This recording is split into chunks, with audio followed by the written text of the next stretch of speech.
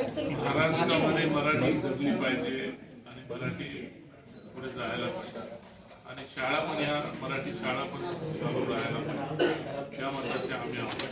आणि याच्यासाठी ज्या मेजरीच्या जोरावरती जो ठराव पास करून घेतला की नव्या मुंबईतल्या पूर्णपणे मराठी शाळा बंद करायची, ज्या पद्धतीने प्रायव्हेट लोकांची जी धारणा असते ती धारणा यांनी अंमलात आणण्याचा प्रयत्न चाललेला आहे। आणि आमचं म्हणणं नाही तर इंग्लिश मीडियम नका चालू करू, पण इंग्लिश मीडियम एका साईडने चालू करत असताना शिशूचे वर्ग तुम्ही मराठीचे ते कॅन्सल करा। इकडे शिशू म्हणजे केजी म्हणजे शिशूपासून छोट्या म्हणजे पहिलीपासून म्हणजे त्यापासून आज आता त्याने असं धोरण आणलंय की ऍडमिशन घ्यायचेच नाही मराठीचे, पूर्णपणे इंग्लिशचेच ऍडमिशन घ्यायचे आणि पुढचे वर्ग चालू आहेत तसंच। उद्या याच्यामुळे का तो आमच्या शिक्षकांवरती पण एक गदा येण्याचा विषय आहे आणि परत मराठी ही शाळा बंद होण्याचा हा विषय आहे। आणि मला कुठे याबाबत आम्ही शिक्षण मंत्री, मुख्यमंत्री, उपमुख्यमंत्री यांना सर्वांना पत्रव्यवहार केलेला आहे आणि आम्ही तसा कोर्टामध्ये सुद्धा पिटिशन दाखल केलेलं आहे। वेळ आली तर आम्ही रस्त्यावर सुद्धा उतरणार। झोपडपट्टी पुनर्वसन व्हायलाच पाहिजे, पण शासनाच्या माध्यमातूनच व्हायला पाहिजे असं आमचं। हा आम्ही सांगितलं, आम्ही स्वतः एकनाथ शिंदे साहेबांना, सुरेश साहेब, भोईर साहेब, आम्ही सर्व झोपडपट्टीतले आम्ही आवासीस आम्ही त्या दिवशीच आम्ही सांगितलं की आम्हाला या ठिकाणी एसआरए नकोय आम्हाला, कारण 2011 पर्यंत सीएम साहेब बोलले, 2011 पर्यंत बोलले ना सीएम साहेब त्याच्यामध्ये सुद्धा, म्हणजे आम्हाला 2011 पर्यंत नको, आज आपलं 26 चालू आहे तर 2000 क्लस्टर 2020 पर्यंत लागतोय। ठीक आहे ना, नको आम्हाला, त्या लोकांच्या मनात काय आहे, पण एनी कॉस्ट काही करून आम्ही झोपडपट्टीचं रेग्युलाइज आणि पुनर्वसनासाठी 100% शिवसेना हे प्रयत्न करणार। त्यांना जास्तीत जास्त चांगले घरं भेटायला पाहिजे या प्रयत्नामध्ये आम्ही असणार।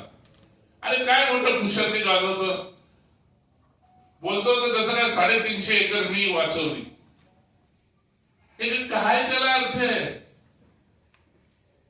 हुशारला माझं तर मला माहित नाही त्या टोपी खाली दडले काय, मला या गोष्टी मला काय बोलायचंय, पण ते सर्व निवेदन त्यांनी निवेदन घ्यायला पाहिजे होतं। मुख्यमंत्र्यांचं निवेदन काय झालं, काय नाही झालं, कसं झालं, पण समाजामध्ये दिशाभूल चांगल्या पवित्र झाली अशी दिशाभूल करणे हे असं ज्येष्ठ झोपडपट्टीतल्या आमचे नगरसेवक त्यांना आम्हाला शोभनीय नाही। म्हणजे हे सीएम साहेबांनी तो मेडकर आता हरगुंडे पिवळे झालेले लोक जसं काही मसिया बनायला चालत। आम्ही पण काम करतो तो झोपडपट्टीसाठी, आम्ही बोलत नाही, सुरेश करतो, दोरनाथ भोईर साहेबांच्या इथं पण काही प्रमाणामध्ये स्लम आहे, ताईच्या इथं आम्ही लाभाशीच आहे, आम्ही पण करतो, आम्ही का वर्गण करत नाही। आम्हाला फक्त झोपडपट्टीवाल्यांना न्याय मिळाला पाहिजे या मताचा मी आहे, जे रेग्युलर व्हायला पाहिजे या मताचा मी आहे। आता ते बोलतायत ना, चला आता त्याच्या तोंड निघाले 500 मीटरची जागा नावावर करून देणार, आता असेल दम तर करून आणावा 6 महिन्यामध्ये, नाही तर द्यावा राजीनामा, नगरसेवक पदाचा झोपडपट्टीचा राजीनामा द्यावा। 6 महिन्यात त्यांनी झोपडपट्टी वासियांसाठी येणारे 4 महिने जर पावसाळ्याच्या आतमध्ये, पावसाळ्यामध्ये काय कामधंदा नसेल तर पावसाळ्यामध्ये त्यांनी 4 महिन्यामध्ये रेग्युलाइज करून आणावं ना। मी त्यांच्या विरोधामध्ये नाही आहे, झोपडपट्टीवाल्यांमध्ये चांगलं पॅकेज भेटत असेल तर आम्हाला आनंद आहे, पण ज्यावेळेस मुख्यमंत्री बोलतो, मुख्यमंत्री साहेब असं बोलतात की हे एमएमआर सोडून, मुख्यमंत्री साहेब बोलतात कॅबिनेटमध्ये त्यांनी ठराव घेतला एमएमआर सोडून, मग त्या कॅबिनेटमध्ये कोण बसतं? मला फक्त एवढं विचारायचं, त्या कॅबिनेटमध्ये कोण बसतं? मग हा सुधाकर सोनवणेला एवढं माहित नाही का कॅबिनेटमध्ये कोण बसतं? मग त्या कॅबिनेटमध्ये का ऑब्जेक्शन नाही घेण्यात आला? मग ऑब्जेक्शन तिथे कॅबिनेटमध्येच घ्यायला पाहिजे होतं ना। सीएम साहेब बोलतात आमचा कॅबिनेटचा ठराव झालाय की 500 मीटर आणि 1500 मीटरचा तो ग्रामीण भागासाठीच आहे, मसुरी ग्रामीण भागासाठी झाला आणि एमएमआर साठी नाही असं सीएम साहेब 2दा बोलले। याची शहानिशा त्यांनी करावी ना। मग अभिनंदनाचा ठराव कशावर आणि कसं काय? कसा लागू होतो अभिनंदनाचा ठराव? हा ठीक आहे, टेंडर कॅन्सल केलं, हा एमआयडीसीने काढणारे टेंडर कॅन्सल केलं, ठीक आहे. मग कॅबिनेट मध्ये असताना, कॅबिनेटचा ठराव झालेला असताना मग कॅबिनेट मध्ये का नाही ऑब्जेक्शन घेतलं कॅबिनेट मंत्र्यांनी आमच्या नव्या मुंबईच्या? का नाही घेतलं त्यांनी कॅबिनेटमध्ये?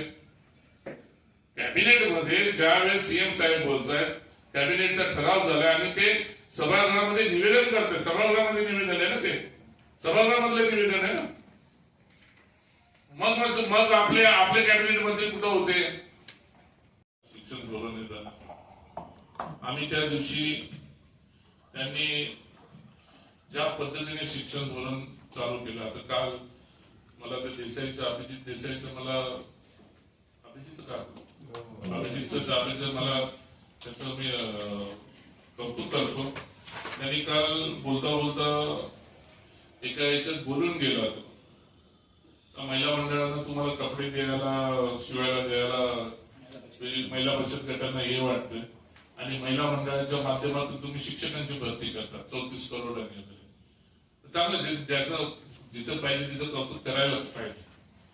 आता शिक्षक धोरण 20 मार्च रोजी सर्वसाधारण सभेमध्ये शिक्षण रूपांतर धोरण 2026 हे धोरण अत्यंत व्यापक प्रमाणात त्यांनी या ठिकाणी आणलं होतं. एक प्रकारे आज तुम्ही बघताय की आज महाराष्ट्रामध्ये काय चाललंय की धोरण मराठी भाषा याच्यावरती जास्त जोर चाललेला. म्हणजे टीव्ही मीडिया उघडली की आपला मराठी भाषेत चाललंय. ही महाराष्ट्रामधली पहिली महानगरपालिका असेल नवी मुंबई की आज हे मराठीची गळचेपी करतात. मराठी पूर्णपणे मराठी शिक्षण बंद करायचं धोरण त्यांनी घेतलेलं. म्हणजे आम्ही या शिक्षण रूपांतर धोरणाला आमचा विरोध नव्हता ना, आमचं नाहीये. इंग्लिश मिडियम चालू करायला पाहिजे, पॅरलल. एका साईडला इंग्लिश मिडियम चालू करा, एका साईडला मराठी मिडियम चालू असू द्या. पण यांनी ठरवलं की नाही, केजी पासूनच मराठी बंद, डायरेक्ट इंग्लिश चालू. हे कुठलं राज्य? महाराष्ट्रामध्ये राहून जर तुम्ही मराठी पहिल्यापासून बंद करताय, म्हणजे ही कुठली महानगरपालिका आहे? मेजॉरिटीच्या जीवावरती आम्हाला बोलून नाही द्यायचं. आम्ही या विषयाला आम्ही सभात्याग केला होता, विरोध करून आम्ही सर्वांमध्ये सभात्याग केला होता आमच्या सदस्य, आणि मेजॉरिटीच्या जीवावर हे ठराव पास करून घेतला. म्हणजे आश्चर्य वाटतं. केजी चालू करावं, केजी पासून इंग्लिश मिडियम चालू करावं, तसं पॅरलल मराठी जे चालू आहे ते मराठी पण चालू ठेवायला पाहिजे. आमचं तेच मागणं होतं. पण नाही, यांनी पूर्णतः मराठी बंद, म्हणजे मराठी नको, म्हणजे पूर्णपणे मराठी नको अशा पद्धतीने गळचेपी यांनी चालवली आहे. इथे मराठी शिकणारे लोक नाहीत अशाचा प्रकार नाही आहे. मराठी शिकणारे आहेत ना. आणि आता त्यांचं धोरण, आता मला तुम्ही सांगा, उद्या इंग्लिशला केजी घेतली तर जर समजा मराठी बंद केलं आणि केजीला इंग्लिशला गेले, पहिलीला इंग्लिश झाले, मग पहिली तर मराठीचे टीचर सर काय करतील? आज नाही बोललं तर 80 का 88 आपल्या 80 शाळा आपल्या आहेत मराठी मीडियमच्या, आणि 546 शिक्षक आहेत. मग या 546 शिक्षकांचं काय होणार? मग असंच कुठल्या तरी महिला मंडळाच्या माध्यमातून शिक्षक, या मराठी शिक्षकांना तुम्ही काय ट्रेनिंग देणार का इंग्लिश? म्हणजे एक प्रकारे या मराठी शिक्षकांची पण गळचेपी आहे. म्हणजे त्याच्यावरती पण एक मोठा प्रश्न उभा राहणार. म्हणजे तुम्ही इंग्लिश केजी आता या वर्षापासून मराठी पूर्ण बंद करणार आणि तुम्ही डायरेक्ट इंग्लिश केजी सुरुवात करणार. मराठीचं केजी नंतर मग पहिलीला जाणार, नंतर दुसरीला जाणार. म्हणजे मराठी भाषा बंद करणे या ठिकाणी मराठी भाषेला, आणि मग त्यांनी सांगितलं की आम्ही मराठी बंद नाही करत, मराठी पण शिक्षण चालू ठेवलं. कसं शिक्षण चालू ठेवणार?